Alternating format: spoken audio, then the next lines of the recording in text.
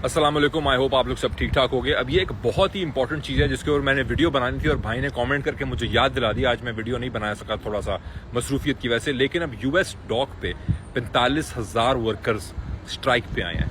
ये एक बहुत बड़ा इंडिकेटर है आने वाले वक्त का। आज एम्प्लॉयमेंट डेटा आया है 4.1%, मतलब जो इनकी एक्सपेक्टेशन थी अनएम्प्लॉयमेंट की उससे बेहतर है। मतलब जॉब मार्केट इनके हिसाब से स्ट्रांग है। लोग इतनी नौकरियां नहीं खो रहे जितना इन लोगों को लगता था और जितना हम लोगों को लगता था, मगर ये हकीकत और ये असलियत नहीं है। सबसे पहले तो बात तो आप ये न्यूज़ देखें ना, 45,000 workers strike for the first time in decades. 1977 के बाद यूएस के अंदर इतना बड़ा स्ट्राइक होना वर्कर्स का क्यों? क्योंकि उनकी डिमांड, उनकी सैलरी, उनकी जेब में पैसे इतने नहीं है कि वो अपनी रोजमर्रा की जिंदगी पूरी कर सकें। और पोर्ट जो है ये एक लाइफ लाइन, ये शहरग होती है किसी भी मुल्क की, और यूएस इकोनॉमी के पोर्ट के ऊपर अगर ऐसी हड़ताल होती है और ऐसी स्ट्राइक होती है तो ये बहुत ही बड़ा रेड फ्लैग है। उनका इकोनॉमिकली बहुत ही बड़ा रेड फ्लैग है और इसको हमें इग्नोर नहीं करना चाहिए। एम्प्लॉयमेंट डेटा चाहिए लोग कुछ भी दें, मैं आप लोगों को बताता हूं कि ये ज्यादा जरूरी क्यों है एम्प्लॉयमेंट डेटा से। देखो भाई, रिसेशन जो आता है ना इकोनॉमी के अंदर, अल्लाह ना करे आए, लेकिन जब भी रिसेशन आता है ना वो उन लोगों की वजह से नहीं आता जिनकी नौकरियां जाती हैं। क्योंकि जिन लोगों की नौकरियां गई हैं वो तो ऑफकोर्स गवर्नमेंट के खाते में आ गए ना। अब वो तो जो भी अनएम्प्लॉयमेंट बेनिफिट हैं, जो भी उनके बेनिफिट्स हैं, वो लोग वो बेनिफिट्स रीप करेंगे, उसके थ्रू वो जो है वो गवर्नमेंट के खाते में आएंगे।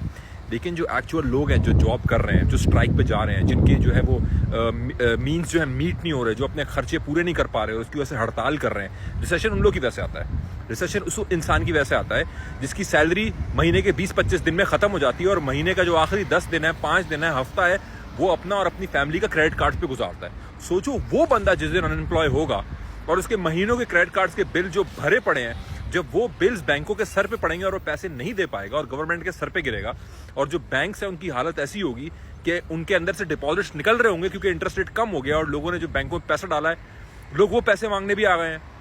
अव्वल तो लोग वो पैसे मांगने आ गए हैं, उन्होंने बोला भाई इंटरेस्ट रेट कम हो गया है, बैंक में डिपॉजिट रख के जो है इंटरेस्ट रेट कमाना जो है वो फायदेमंद नहीं है, बैंक से पैसे निकालो, स्टॉक में डालो। आप बैंक पे खड़े हो, आपने बोला मेरे इतने $1,000 दो, और उसी टाइम बैंक जो है वो जिस बंदे से बैंक ने पैसे लेने हैं वो दे नहीं पा रहा है क्योंकि उसकी नौकरी चली गई है। और 6-8 महीने, साल से वो बंदा आखिरी 10 दिन क्रेडिट कार्ड्स पे गुजार रहा था, 4-5 क्रेडिट कार्ड लेके बैठा हुआ था। डेट क्रंच बहुत हाई है और ये जो स्ट्राइक है ना, ये उसकी बहुत बड़ी अलामत है। 1977 के बाद अब होना ये स्ट्राइक का, इतने सालों, डेकेड्स के बाद, तो ये बड़ी अलार्मिंग सिचुएशन है। लास्ट एग्जिट के ऊपर इसीलिए मेरी आंखें हैं, और ये एक ऐसी चीज़ है जिसकी वजह से आने वाले वक्त में इकोनॉमिकली डाउनटर्न हमें मतलब नजर आ रहा है। इसके अलावा कोई चीज़ नहीं है और ये इंडिकेटर आपको कहीं नहीं मिलेगा। ये ना आपको न्यूज़ ज़्यादा मिलेगी या आपको मेन स्ट्रीम में मिलेगी, ना पॉवल इसकी बातें करेगा, ना बाइडेन एडमिनिस्ट्रेशन इसकी बातें करेंगी, ना फेड्स इसकी बातें करेगा, ना फॉक्स न्यूज़, ना सीएनबीसी, ना मेजर इन्फ्लुएंसर 2025 पे आपको बुलिश कर रहे हैं ना, वो आपको ये नहीं बताएंगे कि 2024 के अक्टूबर के अंदर 45,000 लोग पोर्ट पे हड़ताल करके बैठे हुए हैं। 50 साल के बाद ऐसा हो रहा है। 50 साल के बाद लोगों की हालत इतनी खराब हो गई है कि उनको हड़ताल करनी पड़ी। ये आपको नहीं बताएंगे। ये आपको बोलेंगे 2025 में बुल रन आ रहा है। अबे आज हड़ताल हो रही है, लोगों की एंड्स मीट नहीं हो रहा है, लोगों के क्रेडिट कार्ड क्रंच भरे हुए हैं। आप कह रहे हो अगले साल बुल रन आ रहा है, अगले साल बुल रन लगेगा, अगले साल economic it is absolutely insane. मेरे छोटे अकल, कम अकल और मेरे इस बेवकूफाना एनालिसिस के हिसाब से इट वुड बी एब्सोल्युटली, मेरे ख्याल से, insane to believe that current scenario में कल अगर ये सिनेरियोज चेंज हो जाएं और मार्केट के अंदर कोई बहुत ही बड़ा इंजेक्ट हो जाए पैसा और बहुत पंपिंग आ जाए और कोई नया ऐसा कोई प्रोडक्ट लॉन्च हो जाए कि जिसकी वजह से जो है वो दुनिया भर की इकोनॉमीज जो है वो बेहतर सूरत हाल की तरफ आ जाए, तो आमीन सुमामीन भाई, मैं भी इसी दुनिया का हिस्सा हूँ भाई, मुझे भी फायदा होगा। लेकिन ये आप लोगों के सामने एक अलार्मिंग चीज़ है जो मैंने आप लोगों के सामने रखी है।